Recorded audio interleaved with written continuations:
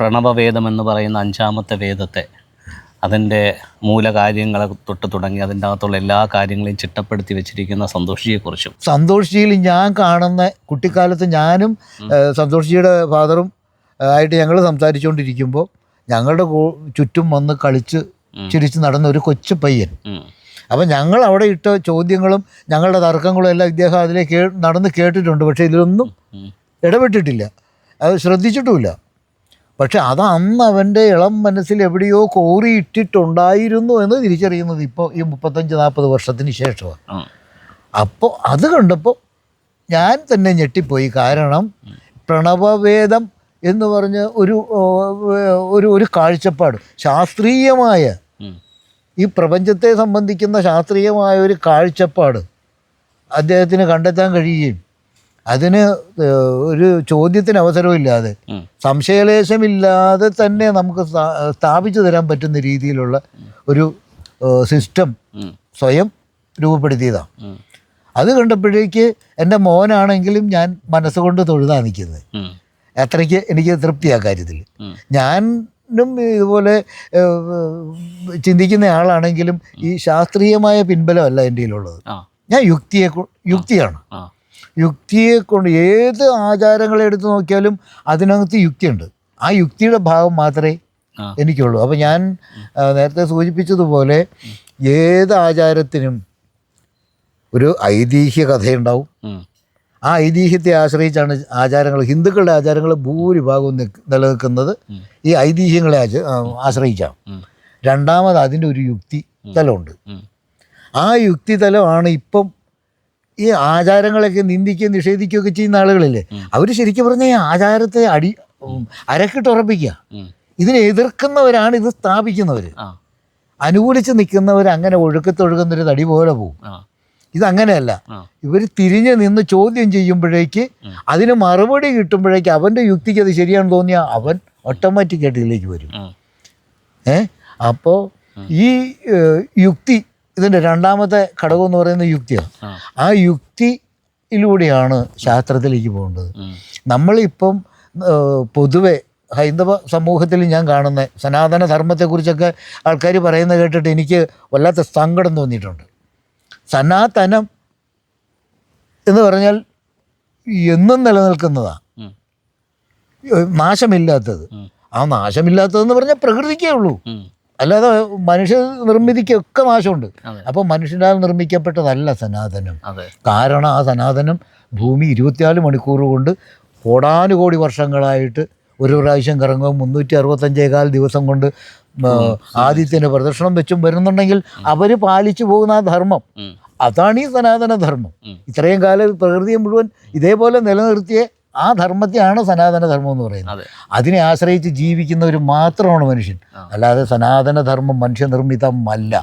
അത് ഇല്ലാതാക്കണമെന്നൊക്കെ നമ്മുടെ രാജ്യത്ത്, നമ്മുടെ സംസ്ഥാനത്തും അയൽ സംസ്ഥാനങ്ങളിലുമുള്ള ഭരണാധികാരികളിൽ നിന്നൊക്കെ വരുന്നുണ്ട്. ഇതുപോലെ വിഡ്ഢിത്തം വേറെ എന്താ ഉള്ളത്? അറിയാത്തത് കൊണ്ടാണല്ലോ. അതെ. അപ്പോൾ അതിന് നമുക്ക് അവരെ കുറ്റം പറയാനുള്ള, അവരാണ് ഇത് വളർത്താനുള്ളവർ. അവർ ചോദ്യം ചെയ്യും, അവർ തിരിച്ചറിയുമ്പോൾ, അവരിത് അനുകൂലിക്കുമ്പോൾ അവരെ ആശ്രയിച്ച് നിൽക്കുന്ന ആളുകൾ മുഴുവൻ ഇത് തിരിച്ചറിയാൻ ഇടയാകും. പ്രഹർഷേണ നവമായിരിക്കുന്നത്, ഇതിനെ പദം മുറിച്ച് വ്യാഖ്യാനിച്ചാൽ പ്രഹർഷേണ നവമായിരിക്കുന്നത് എന്ന് പറഞ്ഞാൽ നമ്മുടെ ഉള്ളിനെ ഉണർത്തുന്ന ഏറ്റവും പുതിയത്, എന്നും പുതുമയുള്ളത്. അപ്പോൾ എപ്പോൾ ആര് ഇതേക്കുറിച്ച് അറിയുന്നോ അവനെ സംബന്ധിച്ചിടത്തോളം അത് പുതിയതാണ്. അത് ദിവസേന കൈകാര്യം ചെയ്തുകൊണ്ടിരിക്കുന്ന ആളത് വീണ്ടും എടുത്ത് നോക്കുമ്പോൾ അന്നേരം അത് പുതിയതായിരിക്കും. അതിന് പ്രണവം, പ്രഹർഷേണയുള്ള നവം എന്ന് പറയാൻ പറ്റും. അപ്പോൾ പ്രണവം, വേദങ്ങളിൽ 5 വേദം പണ്ടുണ്ടായിരുന്നു എന്നും അതിൽ 5ാമത്തതാണ് പ്രണവമെന്നും ഞാൻ കേട്ടിട്ടുണ്ട്. പൂർവാചാര്യന്മാർ, നമ്മുടെ കാരണന്മാരൊക്കെ പറഞ്ഞു കേട്ടുള്ള. അപ്പോൾ ഋഗ്വേദം മനുനശ്ചൈവായ യജുർവേദം അയദ്ധത ത്വഷ്ടാനാം സാമവേദം ച അധർവണശില്പികത്തഥ വിശ്വജ്ഞ പ്രണവവേദം ച പഞ്ചവേദം തു ബ്രാഹ്മണാൻ.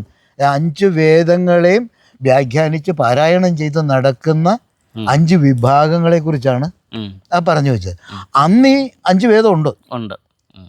ആ 5 വേദത്തിൽ വിശ്വജ്ഞ പ്രണവവേദം ച വിശ്വജ്ഞന്മാരായിട്ടുള്ളവർ പ്രണവവേദത്തെക്കുറിച്ച് പാരായണം ചെയ്യുകയും വ്യാഖ്യാനിക്കുകയും ചെയ്തിരുന്നത് ഇന്നില്ല. വ്യാസൻ്റെ കാലഘട്ടത്തിൽ ഇത് 4 ചുരുങ്ങി. ഒരു പക്ഷേ ആ പ്രണവവേദം എന്ന് പറയുന്നത് ഇതിൻ്റെ സയൻറ്റിഫിക്കലായിട്ടുള്ള എവിഡൻസ് ആയിരിക്കണം. അപ്പോൾ അതിൻ്റെ ഒരു പുനരാവിഷ്കരണം എന്ന് വേണമെങ്കിൽ നമുക്ക് ഈ പ്രണവവേദത്തെ പറയാം. കാരണം ഇതിന് ഇനി വേറൊരു തലമില്ല.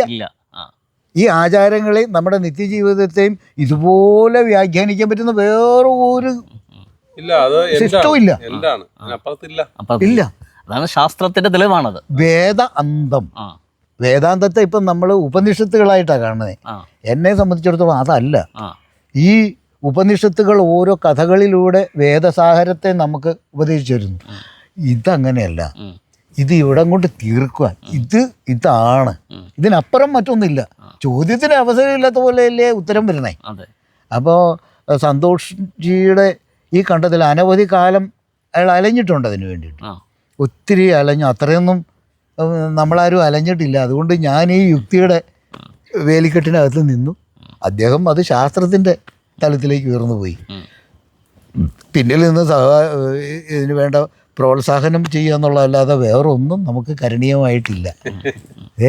കാരണം ചോദ്യം ചെയ്യാനുള്ള അറിവ് നമുക്കില്ല.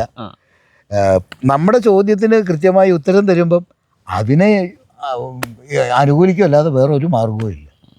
അപ്പോൾ ശാസ്ത്രീയമായിട്ടൊരു കാര്യം സ്ഥാപിക്കുമ്പോൾ പിന്നെ നമുക്കൊരിക്കലും അതിൻ്റെ അപ്പുറത്ത് കണ്ണിച്ച് കയറാൻ പറ്റില്ല. തർക്കങ്ങൾ വന്ന മുഴുവൻ എവിടെ നിന്നെന്ന് വെച്ചാൽ പുരാണ കഥകൾ, ഈ വേദസംഹിതകളെയൊക്കെ നമ്മളിലേക്ക് എത്തിക്കാൻ പൗരാണികർ കണ്ടെത്തിയ മാർഗമാണ് ഉപനിഷത്തുകൾ, പിന്നെ പുരാണങ്ങൾ, ഇതിഹാസങ്ങളൊക്കെ. ഇതിലെല്ലാം കഥകളിൽ ചോദ്യം കിടപ്പുണ്ട്. ആ ചോദ്യങ്ങൾ പരസ്പരം ചോദിച്ച് തർക്കിച്ചങ്ങ് നിന്ന് ആ തർക്കത്തിൽ അവിടെ നിന്നു. അപ്പോൾ സന്തോഷ് ജിയുടെ കണ്ടെത്തൽ അനുസരിച്ച് നോക്കുകയാണെന്നുണ്ടെങ്കിൽ പ്രകൃതിയിലുള്ള മുഴുവൻ ഊർജ സങ്കേതങ്ങളെയും ദേവതകളായിട്ട് നമ്മുടെ മുമ്പിലേക്ക് അവതരിപ്പിക്കുന്നു എന്ന് പറഞ്ഞാൽ വൃക്ഷവും മലയും കുന്നും ശൈലങ്ങളും. ഇപ്പോൾ പർവ്വതത്തിൻ്റെ പുത്രി പാർവതി, പർവ്വതത്തിൽ നിന്നും ജനിച്ചത്. ശൈലജ, ശൈലത്തിൽ നിന്നും ശില എന്ന് പറയുന്നത് ഇത് കരിങ്കൽ കുന്നിൽ നിന്നും ജനിച്ചു. പ്രകൃതിദത്തമാണ്. അതെ, ഒന്നുമില്ല. അപ്പൊ അത് വേറെ കാര്യം. അത് വ്യാഖ്യാനിക്കുമ്പം പർവ്വതത്തിന്റെ പുത്രിയാണ് പാർവതി, പർവ്വതത്തിൽ നിന്നും ജനിക്കുന്നത് ജലവാ. അത് നമ്മള് പുരാണത്തിലേക്ക് വരുമ്പം ഇവരെ മനുഷ്യവൽക്കരിച്ച് നമ്മുടെ മുമ്പിൽ അവതരിപ്പിക്കുക കഥകളിലൂടെ. അപ്പം മഹാദേവൻ അവിടെ ഒരു മനുഷ്യന്റെ രൂപമാണ്, പാർവതി ഒരു സ്ത്രീ രൂപത്തിലാണ്. ഇത് സംഭവം ശരിയാ. പക്ഷേ ഈ കഥാപാത്രങ്ങളെ ആരാധിച്ച് യഥാർത്ഥ മാർഗത്തിൽ നിന്നും സാമാന്യ ജനം പുറത്തുപോയി. അവർക്ക് അതിലേക്ക് അതിൻ്റെ നിഗൂഢ തലങ്ങളിലേക്ക് ഇറങ്ങാൻ കഴിയാതെ പോയി. പാർവതി എന്ന് പറയുന്നത് പർവ്വതത്തിന്റെ പുത്രിയാണ്. പർവ്വതത്തിൽ നിന്ന് ഉത്ഭവിക്കുന്ന ആ നദി ഗിരിജ, ഗിരിയിൽ നിന്ന് ജനിച്ചവൾ പുത്രിയാണ്. ശൈലജ, ശൈലത്തിൽ നിന്നും ജനിച്ചത് ഉറവയാ. അല്ല, ശിവന്റെ തലയിൽ എവിടെയാ? ഗംഗ എവിടെയാണ്? തലയിലാണ്. അതെ, ആകാശത്തിലാണ് അല്ലേ? അതെ. ഞങ്ങൾ എവിടെയാ? മടിയിലാണ്. അതെ. എവിടെയാണ് ശിവൻ? ഭൂമിയിൽ എവിടെയാ പാർവതി? അതെ. വ്യത്യാസം അത്ര കറക്റ്റ് അല്ലേ? ആണ്, തീർച്ചയായിട്ടും. ആഴിയും ഊഴിയും, അഴിയും പൂഴിയും ചേർന്നുള്ള ഊഴി. എന്ത് ഭയങ്കര കൺസെപ്റ്റാണെന്നറിയോ? അതായത് മഹാദേവനെയാണ് ഞാനും ഇവൻ്റെ അച്ഛനും തമ്മിൽ തർക്കിച്ചത്. ഞങ്ങൾ അതാണ് അന്വേഷിച്ചത്. മഹാദേവൻ, ശിവൻ എന്ന് പറഞ്ഞാൽ ശവം അല്ലാത്തതെല്ലാം എന്തോ അതെല്ലാം ശിവമാണ്. അതാണ് ശിവം. അപ്പം ആ ശിവന് എന്താ ഈ രൂപം? എൻ്റെ ചോദ്യമാണ്. 3 കണ്ണ്, കഴുത്തിൽ സർപ്പം, ജടാമകുടം, അതിലൊരു കാമുകിയെ ഒളിപ്പിച്ച് വെച്ചിരിക്കുക. കഥ ഇതിലാ അങ്ങനെയാ. പക്ഷെ ഇത് ഈ വ്യോമകേശനായ മഹാദേവന്റെ ജടയെന്ന് പറയുന്നത് ഈ കാർമേഘക്കൂട്ടങ്ങളാണെന്ന് തിരിച്ചറിയാൻ വൈകിപ്പോയി. സന്തോഷ് പറഞ്ഞപ്പോഴേക്കാണ് ഈ ചന്ദ്രകലാധരൻ, ഇന്ദുകലാധരൻ, ശശിശേഖരൻ, ചന്ദ്രശേഖരൻ എന്ന പദം മുഴുവൻ മഹാദേവന്റെ പര്യായങ്ങളാണ്. ഈ ചന്ദ്രനെ ശേഖരിച്ചു വെച്ചിരിക്കുന്ന ഭൂമിയല്ലേ, ഭൂമിയുടെ ഉപഗ്രഹ ചന്ദ്രൻ. അപ്പൊ ഭൂമി ശിരസിൽ ധരിച്ചതാണ് ചന്ദ്രൻ. അവിടെ ഒളിപ്പിച്ചിരിക്കുന്നത് ശരിയാ, ഒളിച്ചിരിക്കുക ഗംഗാദേവി. ഗംഗ എന്ന് പറയുന്ന ആകാശത്തും ജടമുടിയിലാണ് ഇരിക്കുന്നത്, മഴ ആകാശത്തു നിന്നാണ് പെയ്യുന്നത്. അങ്ങനെ ഇതിനെക്കുറിച്ച്, അതുപോലെ തന്നെ വിഷ്ണുലോകം, ഈ സസ്യലോകത്തെക്കുറിച്ച് എനിക്ക് ബോധ്യം വരുത്തി തന്നത് ഇവൻ. അതിൻ്റെ ഒരു ക്ലിക്ക് തന്ന് ഞാൻ പിന്നെ ഇരുന്ന് ആലോചിച്ച് ഭ്രാന്ത് പിടിച്ച് ശരിക്ക് ഇതേക്കുറിച്ച് തന്നെ ചിന്തിച്ചുകൊണ്ട് നടന്നാണ് ഓരോ വൃക്ഷങ്ങളിലും മഹാവിഷ്ണുവിനെ കണ്ടു തൊഴാൻ എനിക്ക് കഴിഞ്ഞ്. ഞാൻ സമ്മതിക്കുന്ന ഇതൊന്നുമല്ല. നമ്മുടെ പൂർവാചാര്യന്മാർ സ്ഥിതി ദേവത എന്ന് വിഷ്ണുവിന് പേരിട്ടു. മഹാദേവൻ സംഹാര ദേവത, ബ്രഹ്മാവ് സൃഷ്ടി ദേവത. ഈ ബ്രഹ്മാവിനെ എൻ്റെ യുക്തിക്ക് അനുസരിച്ച് ബ്രഹ്മത്തിന് 4 മുഖം: അണ്ടജം, സ്വേദജം, ഉൽബിജം, ജരായുജം. മുട്ട വിരിഞ്ഞ് ജനിക്കുന്നത്, വേർപ്പിൽ നിന്ന് ജനിക്കുന്നത്, ഉൽബിജം പൊട്ടിമുളയ്ക്കുന്നത്, പിന്നെ ജരയിൽ നിന്ന് ജരസ്, ഇത് ശരീരത്തിൽ നിന്ന് പ്രസവിച്ചുണ്ടാകുന്നു, ശരീരത്തിൽ നിന്ന് ശരീരം ജനിക്കും. ഇങ്ങനെ 4 തരം സൃഷ്ടി ഈ ഭൂമിയിലുള്ളൂ. ഇപ്പം ഈ വേർപ്പിൽ നിന്നെന്ന് പറഞ്ഞാൽ സ്വേദജം എന്ന് പറഞ്ഞാൽ പേൻ മൂട്ട ഇങ്ങനെയുള്ളത് കൂടാതെ വൈറസ്, ഫംഗസ്, ബാക്ടീരിയകൾ, ഇതൊക്കെ ഈ അടങ്ങിയിരിക്കുന്നതിൻ്റെ ഇടയ്ക്ക് രൂപപ്പെടുന്നു. അപ്പം ഇങ്ങനെ 4 തരം സൃഷ്ടിയേ ഉള്ളൂ. ഈ 4 തരം സൃഷ്ടിയും ഒരു ശരീരത്തിലല്ല. മുട്ടയിടുന്ന ആൾക്ക് പ്രസവിക്കാൻ കഴിയില്ല, പ്രസവിക്കാനും മുട്ടയിടാനും കഴിയുന്നവർക്ക് പൊട്ടിമുളയ്ക്കാൻ കഴിയും. പൊട്ടിമുളയ്ക്കുന്ന മുഴുവൻ സസ്യങ്ങൾ പൊട്ടിമുളച്ചുണ്ടാകും. അപ്പം ജന്തുജാലവും സസ്യജാലവും ഈ 4 തരത്തിലേ ജനിച്ചിട്ടുള്ളൂ. ഇത് 4ഉം വ്യത്യസ്ത ശരീരങ്ങളിലാണ്. ഒരു ശരീരത്തിൽ മറ്റൊരു ഇത് മുട്ടയിടുന്ന കോഴിക്ക് പ്രസവിക്കാൻ കഴിയില്ല എന്ന് പറയുമ്പോൾ ഈ 4ഉം വ്യത്യസ്ത ശരീരങ്ങളിലായതുകൊണ്ട് ബ്രഹ്മാവിന് വിഗ്രഹം ഇല്ലാതെ പോയി, ബ്രഹ്മാവിന് ശരീരം ഇല്ലാതെ പോയി, പൂജയില്ലതുകൊണ്ട്. ഒരു ശരീരത്തിലല്ല. അപ്പോൾ ബ്രഹ്മാവ് അങ്ങനെ, വിഷ്ണു എന്ന് പറഞ്ഞാൽ അയ്യോ, ഈ സസ്യലോകത്തേക്ക് നോക്കിയാൽ മഹാവിഷ്ണുവിനെ 3 തരത്തിൽ നമുക്ക് കാണാം. തൃപ്പൂണിത്തുറയപ്പൻ പൂർണ്ണത്രയീശൻ കുത്തിയിരിക്കുന്നയാളാണ്, കുറ്റിച്ചെടിയാ. പടർന്നു കിടക്കുന്നത് ഈ വള്ളി, അത് അനന്തശായി ആയിട്ടുള്ള പത്മനാഭനാ. ഞെട്ടായി നിവർന്നു നയിക്കുന്ന ഗുരുവായൂരപ്പനാ ബാക്കിയുള്ള ഈ വൃക്ഷങ്ങൾ മുഴുവൻ. ഇതിൽ ശംഖുചക്ര ഗതാപത്മധാരിയായിട്ട് നിൽക്കുന്നതെന്ന് പറയുമ്പോൾ കാറ്റ് പിടിച്ച ശംഖു എന്ന് പറഞ്ഞാൽ ഊതിയാൽ വെച്ചുണ്ടാക്കുന്നു. കാറ്റടിച്ചാൽ ശംഖു വിളിക്കാത്ത വൃക്ഷം ഏതാളെ? പത്മം. പൂവില്ലാത്ത സസ്യം ഏതാളെ? ഗത. അതിലുണ്ടായിരിക്കുന്ന ഫലങ്ങൾ നോക്കിയാൽ നമുക്ക് കാണാൻ പറ്റും. മഹാവിഷ്ണുവിൻ്റെ കയ്യിരിക്കുന്ന ഗതയുടെ രൂപമാണ്. ഭീമസേൻ്റെ കയ്യിരിക്കുന്ന ഗതയല്ല, അത് മത്തങ്ങ പോലെ ഇരിക്കും. മഹാവിഷ്ണുവിൻ്റെ ഇരിക്കുന്ന ചൊരക്ക പോലത്തെ. അപ്പം ഈ കനികൾ മുഴുവൻ, അതായത് ഫലങ്ങൾ മുഴുവൻ ഗതാരൂപത്തിലും, പൂവെല്ലാം പത്മരൂപത്തിലും. പിന്നെ ഇവിടെ നമ്മൾ മരിച്ചു വീണു, എൻ്റെ ആത്മാവ് മേലോട്ട് പോയി. ആ പോയ ആത്മാവ് 3 അവസ്ഥയെ പ്രാപിക്കാം. ഒന്നിലെ അന്തരീക്ഷത്തിൽ കൂടെ, ഈ വായുമണ്ഡലത്തിൽ കൂടെ അലഞ്ഞു തിരിയാം. ചെറുപ്പത്തിലെ പെട്ടെന്നുള്ള മരണമാണ്, ആത്മഹത്യയാണ്, കൊലപാതകമാണ്, അപകടമാണ്. മരിച്ചുപോയാൽ ശ്വാസനാളത്തിൻ്റെ വണ്ണത്തിൻ്റെ നീളത്തിനനുസരിച്ച് കീഴ്മേൽ ചലിച്ചുകൊണ്ടിരിക്കുന്ന പ്രാണനാണ് എനിക്കുള്ളത്. അത് പുറത്തേക്ക് പോയി കഴിഞ്ഞാൽ അത് അന്തരീക്ഷത്തിൽ ഇങ്ങനെ കീഴ്മേൽ ചലിച്ചുകൊണ്ട് ഇങ്ങനെ നടക്കും. അതിന് നമ്മൾ കാണുന്ന നമ്മുടെ സ്വന്തത്തിൽപ്പെട്ട ആളുകളുടെ അടുത്തേക്ക് പോകാൻ ഒക്കില്ല, കാറ്റ് ഇതിനെ തള്ളിക്കൊണ്ടുപോകും. സ്വമേധയാ നീങ്ങാൻ പറ്റില്ല. ഉറക്കത്തിൽ നമ്മൾ ഗാഠനിദ്രയിൽ സ്വപ്നം കാണുമ്പോൾ പുറകെ ഒരു ആന ഓടി വന്നാൽ, ഒരു പട്ടി ഓടി വന്നാൽ നമ്മൾ എത്ര ഓടിയാലും മുന്നോട്ട് പോകില്ല, സ്ലോ മോഷനിലായിരിക്കും. എത്ര ഓടിയാലും പോകാൻ പറ്റില്ല. അത് ഈ ആത്മാവിൻ്റെ അവസ്ഥയാണ്. ആ ആത്മാവ് ഇങ്ങനെ അലഞ്ഞു തിരിയും. അതിനെ അനാഥപ്രേതം എന്ന് പറയും. രണ്ടാമത്തൊരു വിഭാഗമുണ്ട്, നേരെ ഈ അന്തരീക്ഷ വായുവിൻ്റെ ഡെൻസിറ്റിയേക്കാൾ നേർത്ത ശ്വാസഗതിയുള്ളവർ. പ്രായമായി ദേവസേന ഏറെ നാൾ കിടന്ന് വായു കൊണ്ട് അതിൽ നിന്നും ചെറിയൊരു ശ്വാസചലനം മാത്രമായി പുറത്തേക്ക് പോകുന്നത്. ഡെൻസിറ്റി കുറവാണ്, അപ്പോൾ വായുമണ്ഡലം ഭേദിച്ചത് മേലോട്ട് പോകാം. അതിനെ മോക്ഷത്തിൽ പോയി എന്ന് പറയും, തിരികെ വരില്ല. മൂന്നാമതൊരു കൂട്ടർ ഇവിടെ നിന്ന് അങ്ങ് പോകുന്നത് കാർമേഘം വരെ, വായുമണ്ഡലത്തിൻ്റെ മുകളിൽ വരെ ചെന്ന് അവിടെ സ്റ്റക്കാവും. മഴയോടൊപ്പം അത് ആ ആത്മബീജം മണ്ണിൽ വീഴും. മണ്ണിൽ നിന്ന് ഈ സസ്യങ്ങൾ ആ ആത്മബീജത്തെ മുഴുവൻ വലിച്ചെടുക്കും. അത് അതിൽ കായായി കനിയായി അത് തിന്നുന്ന കാക്കയോ പട്ടിയോ പൂച്ചയോ മനുഷ്യനോ ആര് തിന്നുന്നോ അവൻ്റെ ഭക്ഷണത്തിൽ കൂടെ അവൻ്റെ രക്തത്തിലേക്ക് അലിഞ്ഞു ചേർന്ന് അവനിൽ നിന്ന് പുനർജനിക്കും. ചിലപ്പോൾ കാക്ക കുഞ്ഞായിരിക്കും, ചിലപ്പോൾ പട്ടി കുഞ്ഞ്, അങ്ങനെ വരും. അതിനെ ചക്രം സുദർശനം. ഇവിടുന്ന് പോയ ആത്മാവ് തിരികെ മണ്ണിലൂടെ നാരായണനിലൂടെ തിരികെ ഒരു ശരീരമായി പുനർജനിക്കുന്നു. ഇത് ചെയ്യുന്ന സത്യലോകമാണ്. അത് വിഷ്ണു എന്ന് പറയും. പിന്നെ മഹാദേവൻ എന്ന് പറഞ്ഞാൽ രുദ്രനാണ്, സംഹാര രുദ്രനാണ്. ഈ മണ്ണിൽ ചത്ത് കിടന്ന 4 ദിവസം കൊണ്ട് പണി തുടങ്ങും. സ്വയം ഈ ഭൂമി അവനെ ഇല്ലാതാക്കിയിരിക്കും. സംഹരിക്കാൻ ഇത്രയും ശക്തിയുള്ള വേറൊന്നുമില്ല ഈ ശിവനല്ലാതെ. അങ്ങനെ ആലോചിച്ചാൽ കുടുംബജീവിതമൊക്കെ കളയുന്ന രസം. ഒറ്റയ്ക്ക് എവിടെയെങ്കിലും പോയിരിക്കുമ്പോൾ ഇതൊക്കെ ഇരുന്ന് ആലോചിച്ച് കഴിഞ്ഞിട്ടുണ്ടെങ്കിൽ ഒരു വല്ലാത്ത അവസ്ഥയാണ്. അതിന് മദ്യമൊന്നും വേണ്ട. ഇത്രയും നല്ലൊരു ലഹരി വേറെ ഇല്ല.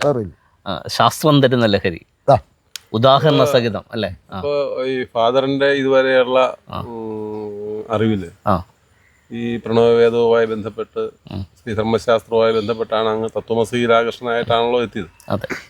അപ്പോൾ ആ തത്വമസിയിൽ ആകർഷണനായി വന്നിട്ട് ഇപ്പോൾ ശ്രീധർമ്മശാസ്ത്രവും അതിനപ്പുറത്തേക്ക് ഈ പ്രകൃതി ശാസ്ത്രവും അങ്ങ് കൈകാര്യം ചെയ്തുകൊണ്ടിരുന്ന വിഷയം തന്നെയാണെങ്കിലും അതിൻ്റെ കൂടുതൽ ആഴങ്ങളിലേക്ക് പോകാനുള്ള ഒരു നല്ല റൂട്ടായിട്ട് ഇതിനെ കണ്ടിട്ടുണ്ടാവുമെന്ന് ഞാൻ ധരിക്കുന്നത്. തീർച്ചയായിട്ടും. അപ്പോൾ അതിനെക്കുറിച്ച് ഒരു അങ്ങയുടെ കാഴ്ചപ്പാട്, അതിൻ്റെ പ്രണവവേദത്തിൻ്റെ ഒരു മാഗസിൻ നമ്മൾ ചെയ്യാനിരിക്കുകയാണ്.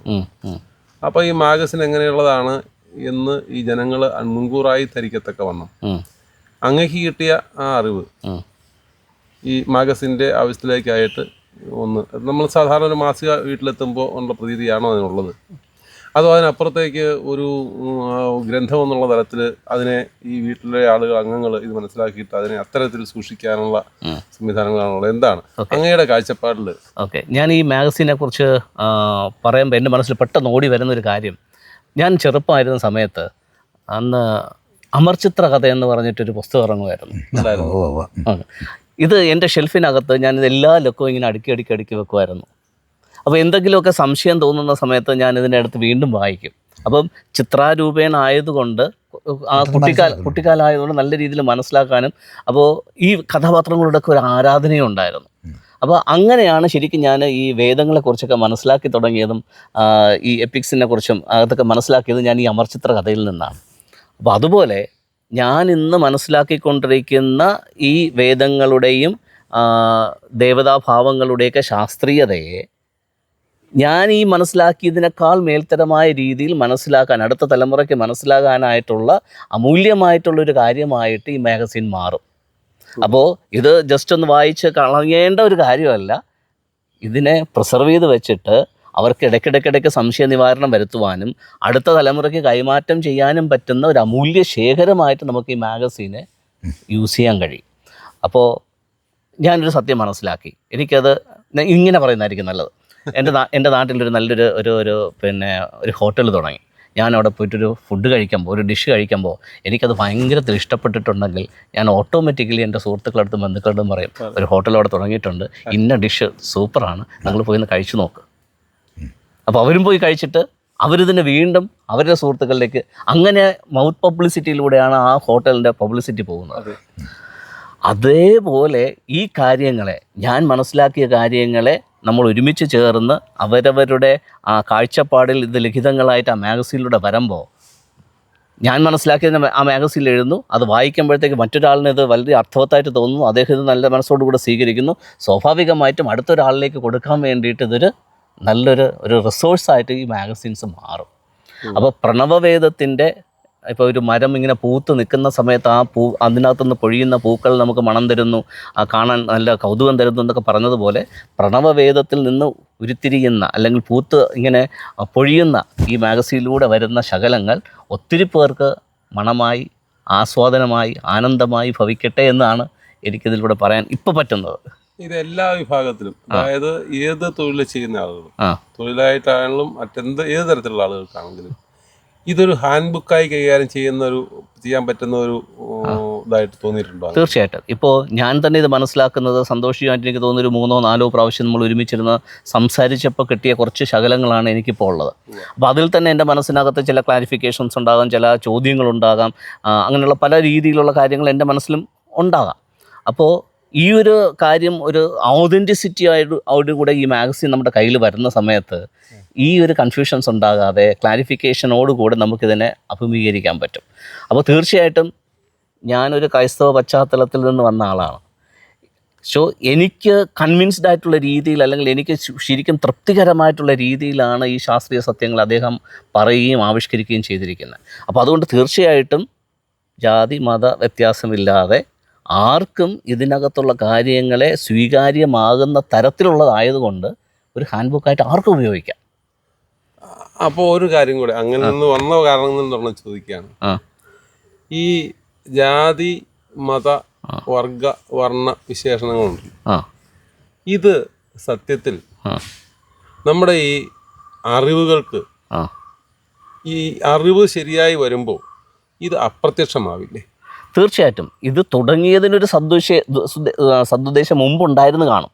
പക്ഷെ ഇപ്പോൾ അത് ആ സദുദ്ദേശത്തിൽ നിന്നൊക്കെ മാറി തെറ്റായ മാർഗത്തിൽ അന്ധവിശ്വാസത്തിൻ്റെ രീതിയിലൊക്കെയാണ് ഈ വേർതിരിവുകൾ ഇപ്പോൾ പൊയ്ക്കൊണ്ടിരിക്കുന്നത്. അല്ലെങ്കിൽ മുതലെടുപ്പുകളുടെ ആധിപത്യം സ്ഥാപിക്കാനായിട്ടൊക്കെ ഉള്ള രീതിയിൽ ഇത് മാറിപ്പോയിരിക്കുന്നു. ഒരു ജാതി സംഘടനയെ പ്രവർത്തിച്ചുകൊണ്ട്, അല്ലെ ഒരു മതസംഘടനയെ പ്രവർത്തിച്ചുകൊണ്ട് നാനാത്വത്തിൽ ഏകത്വം എന്ന് പറയുന്ന, ഏകമാവണം എന്ന് പറയുന്ന മുദ്രാവാക്യം ആർക്കെങ്കിലും മുൻപിൽ പിടിക്കാൻ പറ്റുമോ? ഒരിക്കലും പിടിക്കാൻ പറ്റത്തില്ല. അങ്ങനെ പിടിക്കേണ്ട ആളുകൾ ആദ്യം ചെയ്യേണ്ടത് എന്താ?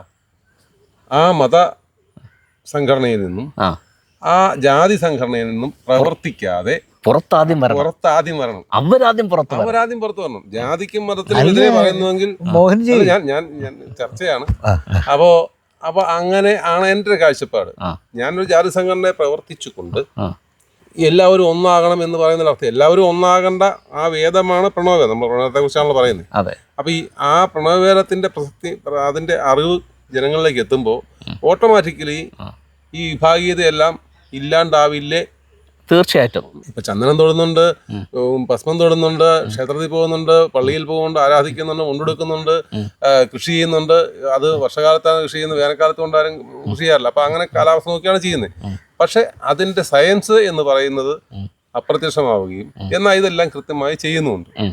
ഇപ്പം ബലിയിടുന്നുണ്ട്, അല്ലെ അങ്ങനെയുള്ള കാര്യങ്ങളൊക്കെ ചെയ്യുന്നുണ്ട്. ഇതെല്ലാം നമ്മൾ മഹാവൃക്ഷ പ്രകൃതിക്ക് ചെയ്യുന്നുണ്ട്. പക്ഷെ എന്താണെന്ന് മനസ്സിലാവാതെ ചെയ്യുന്നതുകൊണ്ടാണ് ഈ അപ്പോഴത്തെ ആ സമയത്താണ് ഈ ജാതി സംഘടനകളും മതസംഘടനകളും രൂപപ്പെട്ടതെന്നാണ് ഞാൻ വിചാരിക്കുന്നത്.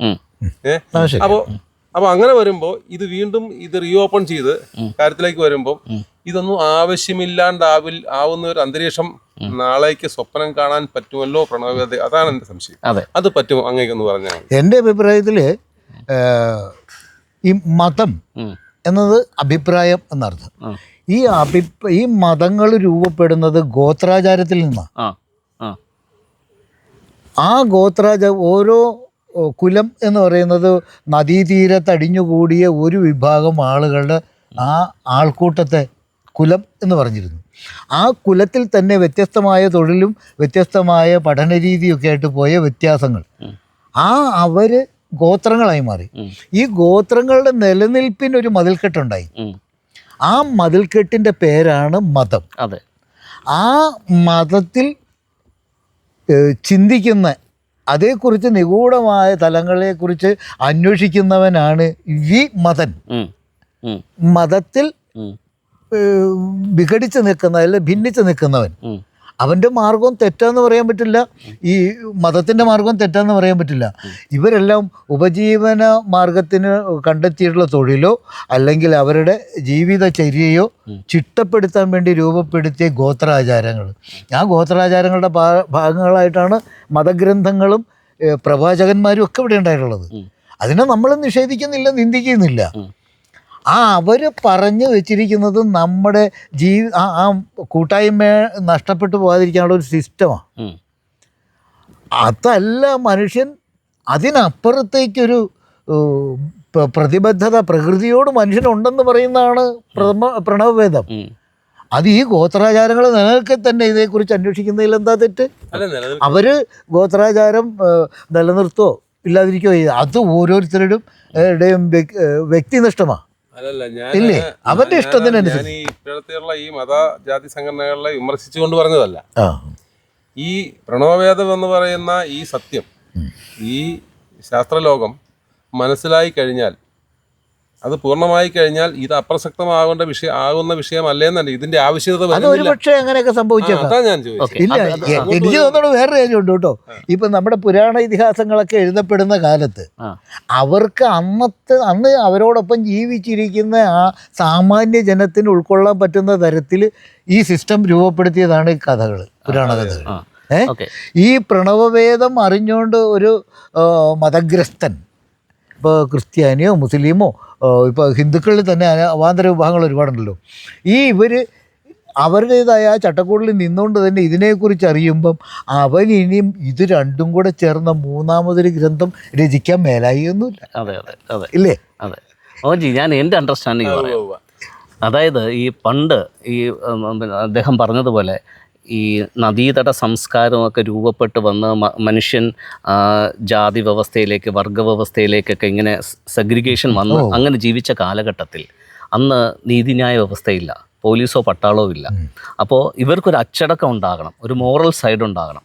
അപ്പോൾ ഒരു കുഞ്ഞ് ജനിച്ച് വന്നു കഴിഞ്ഞാൽ ഒരു ചിട്ടയിൽ കാര്യങ്ങൾ മുമ്പോട്ട് കൊണ്ടുപോയാൽ മാത്രമേ സാമൂഹിക വ്യവസ്ഥയിൽ നല്ല രീതിയിൽ മുമ്പോട്ട് പോകാൻ പറ്റത്തുള്ളൂ. അപ്പോൾ അതിനു വേണ്ടി ചിട്ടപ്പെടുത്തിയതാണ് തുടക്കകാലത്ത് മതങ്ങൾ.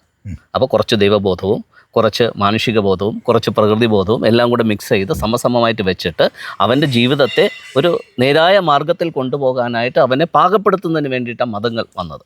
പക്ഷേ കുറച്ചുകൂടെ കഴിഞ്ഞപ്പോൾ നമുക്ക് നീതിന്യായ വ്യവസ്ഥ വന്നു, വിദ്യാഭ്യാസ സമ്പ്രദായങ്ങൾ വന്നു, മറ്റുള്ള ഇതര മെത്തേഡുകൾ വന്നു. അത് വന്നു കഴിയുമ്പോൾ പിന്നെ മതത്തിന് പിന്നെ ആവശ്യമില്ല. നമുക്കിന്ന് സ്കൂളുകൾ മതി. ഇപ്പം ഒന്ന് നമ്മുടെ ഇപ്പോഴുള്ള അവസ്ഥ ഒന്ന് ആലോചിച്ച് നോക്കിയേ. ഞാനൊരു ക്രിസ്തീയ മതത്തിൽ ജനിച്ച് വളർന്ന ആളാകാം, ഇദ്ദേഹം ഒരു ഹൈന്ദവ മതത്തിൽ ജനിച്ച് വളർന്ന ആകാം, താങ്കളൊരു ഇസ്ലാം മതത്തിൽ ജനിച്ച് വളർന്ന ആളാകാം. അപ്പോൾ നമ്മൾ ശൈശവത്തിൽ ഒരു 3 വയസ്സ് വരെ അപ്പൻ്റെയും അമ്മയുടെയും സംരക്ഷണത്തിലാണ്. ഞാൻ ക്രിസ്ത്യാനിയായിട്ടും ഇദ്ദേഹം ഹിന്ദുവായിട്ടും നിങ്ങൾ ഇസ്ലാമായിട്ടും. പക്ഷെ ഒരു സ്കൂളിലേക്ക് വരുമ്പോൾ അവിടെ നമ്മൾ 3 പേരെയും വിളിക്കുന്ന പേര് വിദ്യാർത്ഥി എന്നാണ്. ഈ 3 പേർക്കും പറഞ്ഞു തരുന്ന കാര്യങ്ങൾ ഒരുപോലെയാണ്. അവിടെ ശാസ്ത്രമുണ്ടാകും, ഗണിതമുണ്ടാകും, പല രീതിയിലുള്ള സബ്ജക്റ്റ് ടീച്ചേഴ്സ് ഒരുപോലെ നമുക്ക് പറഞ്ഞു തരുന്നത്. അപ്പോൾ ഒരു ക്രിസ്ത്യാനിയായിട്ടല്ല ഞാൻ അവിടെ ഇരിക്കുന്ന ഒരു വിദ്യാർത്ഥിയായിട്ടാണ്. അപ്പോൾ മതം എന്ന് പറയുന്നത് തുടക്ക കാലഘട്ടത്തിലേ ഉണ്ടാകാവൂ. പിന്നെ അത് പൊളിയേണ്ട വിഷയമാണ്. പിന്നെ നമ്മൾ പഠിച്ച് വളരേണ്ട മറ്റുള്ള മേഖലകളുണ്ട്. അവിടേക്ക് പോകുമ്പോൾ പിന്നെ ഈ സെഗ്രിഗേഷൻ വരാൻ പാടില്ല. പക്ഷേ ഇന്ന് അറിഞ്ഞോ അറിയാതെയോ ഇതിൻ്റെ മതിൽക്കെട്ടുകൾ വളരെ സ്ട്രോങ് ആയിട്ട് ഇങ്ങനെ കെട്ടിപ്പൊക്കിക്കൊണ്ടിരിക്കുക. അത് ഈ പറഞ്ഞതുപോലെ ശാസ്ത്രീയമായിട്ട് ഈ പ്രണവവേദം വരുമ്പോൾ ഇതിൻ്റെ അകത്തുള്ള ഈ മതത്തിനകത്തുള്ള ശാസ്ത്രീയതയും ആ പുരോഗമന ചിന്താഗതികളൊക്കെ മനസ്സിലാക്കി കഴിയുമ്പോൾ താനേ ഇടിഞ്ഞു വീഴേണ്ട സാധനമാണ് ഈ മതം. അത് പറ്റിയതെന്താണെന്നറിയോ? നമ്മുടെ കരിക്കുലം സിസ്റ്റം, ഈ കരിക്കുലം സിസ്റ്റത്തിൽ ഇപ്പം ചെയ്തുകൊണ്ടിരിക്കുന്നത് അക്ഷരവിദ്യയാണ്. ഈ അക്ഷരവിദ്യയ്ക്കുള്ളൊരു പ്രത്യേകത എന്നാന്ന് വെച്ചാൽ ഒരാൾക്ക് അവൻ ജനിച്ചാൽ അവൻ വളർന്നാൽ അവന് തൊഴിൽ നേടാനുള്ള വിദ്യാഭ്യാസം മാത്രം. അതെ, ഡോക്ടർ ആവണമെങ്കിൽ അവൻ MBBS പഠിക്കണം. അങ്ങനെ ഓരോ എഞ്ചിനീയർ ആവണമെന്നുണ്ടെങ്കിൽ ബിടെക്കും എംടെക്കും പോലെയുള്ള കാര്യങ്ങളിലേക്ക് അങ്ങ് പോകണം. അപ്പോൾ ഈ വിദ്യാഭ്യാസ മേഖലയ്ക്ക് പറ്റിയ ഏറ്റവും വലിയ അബദ്ധം അക്ഷരവിദ്യയിൽ ഒതുങ്ങിപ്പോയി. ആത്മവിദ്യ ഇല്ലാതെ പോയി. പക്ഷെ പണ്ട് നമുക്കിത് ഉണ്ടായിരുന്നു. അത് ഇപ്പോൾ കാവ്യവൽക്കരണമെന്നും പറഞ്ഞ് ഇവിടെ നിന്ന് എടുത്തു കളഞ്ഞ മുഴുവൻ എന്നെ പറ്റിയ പുരാണ കഥകളിൽ ഇപ്പോൾ ഹൈന്ദവ പുരാണങ്ങൾക്കുള്ള ഒരു പ്രത്യേകതയുണ്ട്. ശ്രീരാമന് പറ്റിയ അബദ്ധവും സുബദ്ധവും അതിനകത്ത് എഴുതിയിട്ടുണ്ട്. കൃഷ്ണന് പറ്റിയ അമളികൾ എഴുതിയിട്ടുണ്ട്. അപ്പോൾ ഇങ്ങനെ ജീവിതത്തിൻ്റെ 9 രസങ്ങളും വായനക്കാരനെ അനുഭവവേദ്യമാക്കുന്ന തരത്തിലാണ് ഈ കഥകളെല്ലാം എഴുതിയിരിക്കുന്നത്. ഈ ഒരു ശോകം കഴിഞ്ഞ രൗദ്രം, അത് കഴിഞ്ഞ ബീഭത്സം, അത് കഴിഞ്ഞ ഭയാനകം, ഇതിനിടയ്ക്ക് ഹാസ്യവും. ഇത് മാറി മാറി മാറി മാറി വരുമ്പോഴേക്ക് അതിനെക്കുറിച്ച് കവികൾ എഴുതിയിട്ടുള്ള അവരുടെ ചിന്താശേഷി അതായിരുന്നു അന്നത്തെ വിദ്യാഭ്യാസ മേഖലയിലുണ്ടായിരുന്നത്. അത് നമ്മുടെ മന്ത്രിമാർ ഓരോരുത്തരും രംഗത്ത് വന്നപ്പം മന്ത്രിമാരുടെ മതത്തിന് പെടാത്തതാണെന്ന് കണ്ടപ്പോഴേക്ക് അവർ ഇത് കാവ്യവൽക്കരണമെന്നും പറഞ്ഞ് എടുത്തു കളഞ്ഞു. സത്യത്തിൽ അന്ന് പഠിച്ചിരുന്ന ഇതാ. അതെ, അതായത് മതമല്ല പഠിച്ചിരുന്നത്, ഒരു വ്യക്തിയെ എങ്ങനെ രൂപപ്പെടുത്താന്നുള്ളതിനെ കുറിച്ചുള്ള വ്യക്തമായൊരു ധാരണ ജീവിതത്തിന്റെ സമസ്ത മേഖലകളെയും സ്പർശിച്ചു പോയിരുന്നു അന്ന്. ഇപ്പം എന്നാ പറ്റിയെന്ന് വെച്ചാൽ അക്ഷരവിദ്യയും ആത്മവിദ്യ മാറ്റിയിട്ട് അത് മതബോധന വിദ്യയിലേക്ക് പോയി. അതെ, അക്ഷരവിദ്യയും മതബോധന വിദ്യയും മാത്രമായപ്പോഴേക്ക് ഈ മതങ്ങളുടെ വേലിക്കെട്ടിൽ മനുഷ്യ മനസ്സുകൾ വേർതിരിക്കപ്പെട്ടു പോയി. അതെ, ആത്മവിദ്യയില്ലാതെ ആത്മവിദ്യയിലേക്ക് വന്നപ്പോൾ ഈ പറയുന്ന കാര്യം ശരിയാ. അവിടെ ക്രിസ്ത്യൻ പിള്ളേരും ഇസ്ലാം പിള്ളേരും ഹിന്ദു പിള്ളേരും സ്കൂളിൽ വരുമ്പം അങ്ങ് പറഞ്ഞില്ലേ വിദ്യാർത്ഥി എന്നുള്ള ഒറ്റപ്പേരിൽ അറിയപ്പെടും. ആത്മവിദ്യ ഉണ്ടെങ്കിൽ അത് പറ്റുള്ളൂ. അതിവിടെ ഇല്ലാതെ പോയി. അപ്പോൾ ആത്മവിദ്യയാണ് പ്രണവവേദം. പിന്നല്ലേ, സംശയമുണ്ടോ? വരുമ്പോ അതാണ് പ്രണവവേദം. ഉറപ്പായിട്ടും അതാണ് പ്രണവവേദം. ഞാനൊക്കെ മോഹൻജിക്ക് ഓർമ്മയുണ്ടാവും, നമ്മളൊക്കെ സ്കൂളിൽ പഠിച്ചിരുന്ന സമയത്ത് ഏത് മതസ്ഥനാണ് ഈ പാത്രം കൊണ്ടുവരുന്നത് നമ്മൾ നോക്കാറില്ല. ഇല്ല, നമ്മളവരുടെ പാത്രത്തിൽ നിന്ന് നമ്മളെടുത്ത് കഴിക്കും, നമ്മുടെ പാത്രത്തിൽ അങ്ങോട്ട് കൊടുക്കും. പക്ഷെ ഇന്ന് ഒരു ഹൈന്ദവന്റെ പാത്രത്തിൽ ക്രിസ്ത്യാനി കഴിക്കത്തില്ല. ഒരു അല്ലാതെ വേറെ കാര്യമുണ്ട്. എന്ത് പറയുന്നു നല്ല ശ്രദ്ധിക്കുന്നത്, ആര് പറയുന്നു. അല്ല, ഇപ്പോൾ അന്നൊക്കെ എന്ന് പറഞ്ഞാൽ ഒരു കുട്ടി മറ്റൊരു കുട്ടിയെ ഉപദ്രവിച്ചിട്ടുണ്ടെങ്കിൽ അധ്യാപകർ ആദ്യം പറഞ്ഞു കൊടുക്കും, എടാ കുട്ട, എടാ മോനെ, ഇങ്ങനെയല്ല, ഏറ്റവും വലിയ ഉപകാരം ഉപദ്രവിക്കാതിരിക്കലാണ്. ഇനിയിപ്പോൾ എന്നാലും ഇവന് ഉപദ്രവിച്ചു എന്ന് വെച്ചപ്പോൾ ഇച്ചിരി കട്ടി കൂടിപ്പോയി എന്ന് വെച്ചു, ഈ ഉപദേശം അങ്ങ് നിർത്തും. പിന്നെ സാറ് പറഞ്ഞു കൊടുക്കണേ, താൻ നിരന്തരം ചെയ്യുന്ന കർമ്മങ്ങൾ താൻ അനുഭവിച്ചിടുകന്നേ വരൂ, നിത്യേന ചെയ്യുന്ന കർമ്മ ഫലഗണം കർത്താവൊഴിഞ്ഞു മറ്റന്യൻ ഭുജിക്കുമോ, നീ ഒരു കുറ്റം ചെയ്താൽ നീ എന്നെ അനുഭവിച്ചേ അടങ്ങുമെന്ന് പറയുമ്പം, അത് അധ്യാപകൻ പറയുമ്പം, അതാ കുട്ടിയുടെ ഉള്ളിലേക്ക് ഒരു വലിയ ഡെമോക്രാസിൻ്റെ വാള് പോലെ ഇവൻ്റെ മനസ്സിൽ ഇങ്ങനെ നിൽക്കും. അവൻ പിന്നെ കുറ്റം ചെയ്യാൻ മടിക്കും, മറ്റൊരാളെ ഉപദ്രവിക്കാൻ മടിക്കും. മറിച്ച് മതങ്ങൾ പഠിപ്പിക്കുമ്പം എതിർ മതത്തിൽ പെടുന്നവനെ കൊന്നാൽ നിനക്ക് സ്വർഗം കിട്ടുമെന്ന് പറഞ്ഞാൽ അവരാ വഴിക്ക് പോവില്ലേ? അതാണ് മതബോധന വിദ്യയായിപ്പോയി. ആത്മവിദ്യ കളഞ്ഞു, മതബോധന വിദ്യയായിപ്പോയി. ആ ആത്മവിദ്യയിലേക്ക് തിരികെ കൊണ്ടുവരാൻ പ്രണവവേദം നമുക്ക് വളരെയേറെ ഉപകാരപ്പെടും. വിദ്യാലയത്തിൽ വെച്ച് തല്ലി പഠിപ്പിക്കേണ്ട, വായിക്കുന്നവൻ അറിയാതെ അവൻ ആരാണ്, അവൻ എന്താണ്, അവൻ എന്തിനാണ്, സ്വയംബോധമുണ്ട്. ഈ 3 ചോദ്യങ്ങൾക്കുള്ള ഉത്തരം അവൻ തന്നെ കണ്ടെത്തിയിരിക്കും. രണ്ടാമതൊരാൾ പറഞ്ഞു കൊടുക്കണ്ട. അതാണ് ഈ പ്രണവവേദം എന്ന ചിന്താധാരയുടെ ഫലസിദ്ധി എന്ന് പറയുന്നത്. അതാണ് എന്നാണ് എനിക്ക് മനസ്സിലാക്കാൻ കഴിഞ്ഞത്. അതെ, അപ്പോൾ ചുരുക്കത്തിൽ ഇങ്ങനെ പറയാനല്ലേ, ആ ആത്മബോധം ഒരു സ്വയംബോധമായി മാറും പ്രണവവേദത്തിലൂടെ. അപ്പോൾ ശരി, നമുക്ക് ഇത് അതിൻ്റെ അല്ലേ? ഓക്കെ.